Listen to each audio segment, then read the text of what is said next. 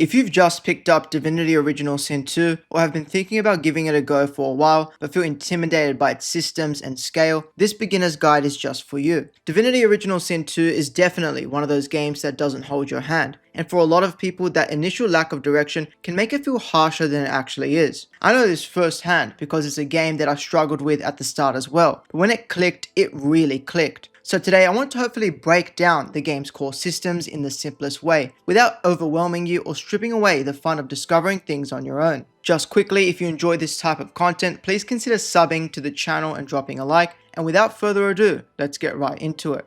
Okay, one of the very first decisions you will make in Divinity Original Sin 2 is choosing your difficulty, and honestly I can see a lot of people second guessing themselves here. From the get-go, I'd like to say that Divinity Original Sin 2 is not an easy game at all at the start, regardless of the difficulty, so there's no shame in trying to just ease yourself into it. For most people though, I'd recommend going with the classic difficulty. To me, it gives the intended experience without being overly punishing, and it allows you to actually learn how the game's systems work instead of constantly feeling like you're being punished. Personally, for me, I found that even on the classic difficulty, Divinity Original Sin 2 was much more difficult than a run of Baldur's Gate 3 on the Tactician difficulty. So of course, if you do struggle at certain moments, feel free to go down to the Explorer difficulty. One other thing you'll see on the menu is the gift bag section. Think of these like optional quality of life modifiers that were added by Larian post-launch. To be honest, I'd be careful in applying too many of these, and if you are going to use some of them, I'd use the one to make the bedroll revive your companions and the one to increase movement speed. And just a heads up, even if you turn on a small gift bag, it will disable achievements for your entire playthrough, so keep that in mind. At the end of the day, Divinity Original Sin 2 is a game where you learn through experimentation, so pick a difficulty that lets you engage and be challenged by the systems without always feeling overwhelmed.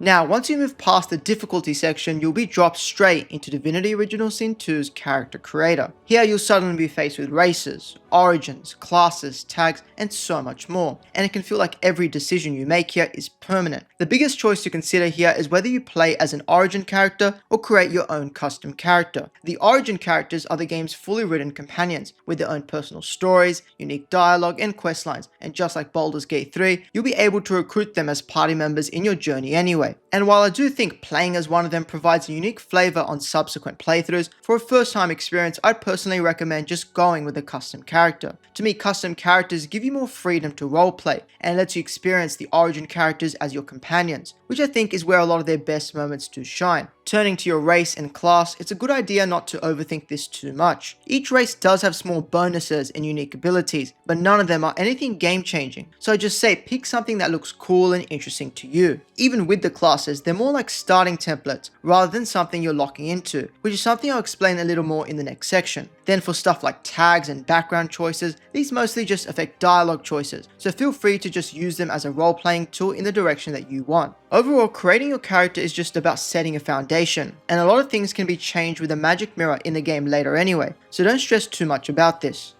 As soon as you start playing Divinity Original Sin 2 and leveling up, you'll notice that abilities are split into two main categories: combat abilities and civil abilities. First, combat abilities directly affect how you fight. This includes things like warfare, pyrokinetic, huntsman, and so on, and they govern the sort of skills you can use and how much damage you deal with certain spells and weapons. One common mistake I see a lot of new players making is spreading points too thin across multiple combat abilities. Especially early on, I'd recommend you to try and focus on one primary combat ability, something like warfare, rather than trying to do a bit of everything. Specializing definitely helps you scale damage properly and makes fights feel a lot more manageable. Something really important I'd like to say is that unlike Baldur's Gate 3 with its rigid class system, in Divinity Original Sin 2 there is no strict class, and whatever combat abilities you choose determine the sort of archetype that you are. As an example, in my first playthrough, I put lots of points into the ranged and huntsman abilities, which made my character basically a ranger. Now onto civil abilities. These affect how you interact with the world and includes things like persuasion, sneaking, and bartering. These aren't skills that help you directly in combat, but they're of course incredibly useful throughout the game. One key thing to note here is that they don't stack across your entire party, so you'll want to assign different roles to different party members. For example, you could be focused on persuasion, another on thievery, etc. The good news here though is that the game is quite forgiving, and you'll be able to respec your points later if you want to, so kind of just focus on what sounds the best to you.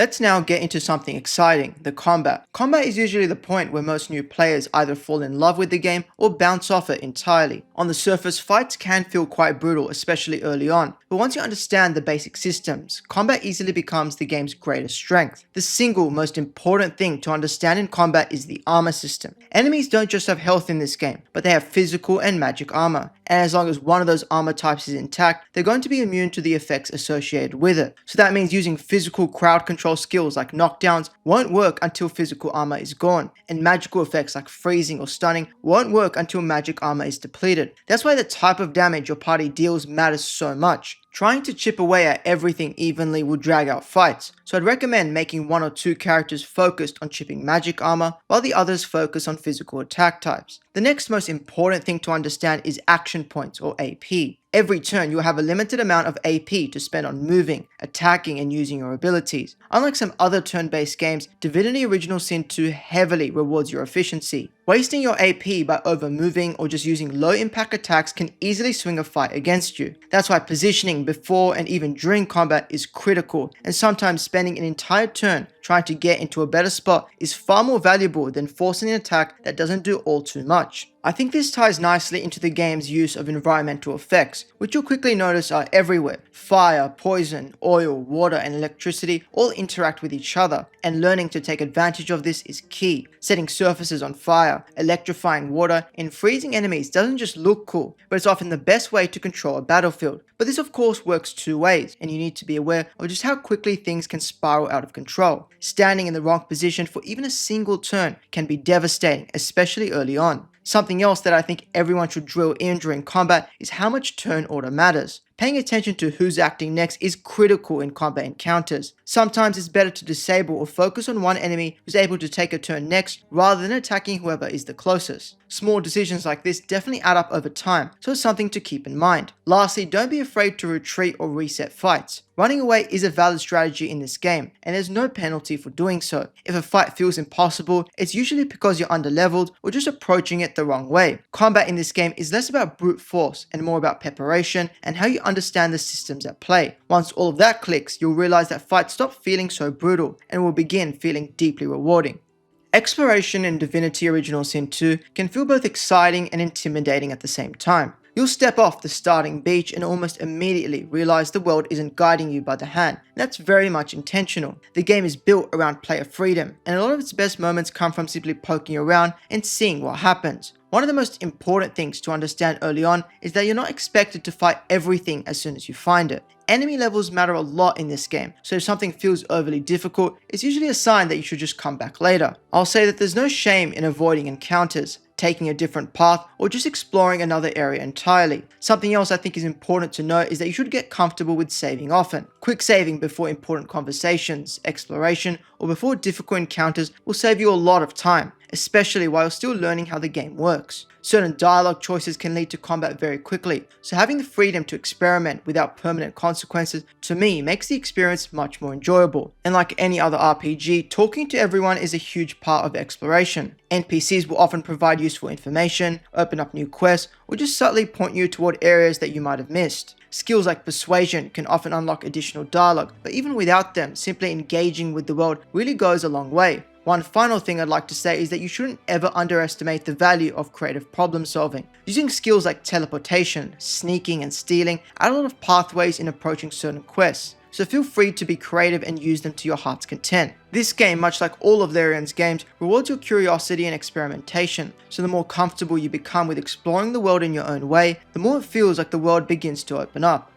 This section is going to be a quick one because I'm of course trying to avoid spoilers. Your companions in Divinity Original Sin 2 will play a huge role both in gameplay and narratively, so deciding who to bring along can feel a bit overwhelming at first. But looking at it in the simplest lens, in your first playthrough I just recommend using the companions you actually enjoy. While your party composition does matter to a degree, Divinity Original Sin 2 is flexible enough that you don't need to perfectly optimize anything. As long as your party has a general sense of balance and you're not just spreading everything too thin in terms of damage types, you'll get through everything just fine. Of course, even beyond the gameplay aspects, these companions do have their own personal quests and reactions to the world around them, and most of that content only appears if they're actually in your party. As far as I know, you can't just swap them around like in Baldur's Gate 3, so the three you choose are the three you're going to to have for your entire playthrough, so choose wisely. Again, just choose the companions whose stories you feel most personally connected to, and the ones whose personalities you like the most. Turning to the gameplay aspect again, companions can also be respec'd as much as you want, so if someone's build just isn't working, it's never a dead end. Overall, your companions are the heart of your journey throughout the world, and treating them as characters first and as builds second, I think you'll get far more out of both the gameplay and the story. And that's pretty much everything I believe you need to get started. Divinity Original Sin 2 is a game that rewards patience, curiosity, and experimentation, and it's completely normal if things don't click immediately. Give yourself the space to learn, and remember that struggling early on is just part of the experience. Of course, if you do have any questions or need clarification on anything, feel free to drop them down below. Anyway, that's all from me for today's video. If you did enjoy, please consider subbing to the channel for more Divinity Original Sin 2 and RPG content, and I'll see you all in the next one. Peace.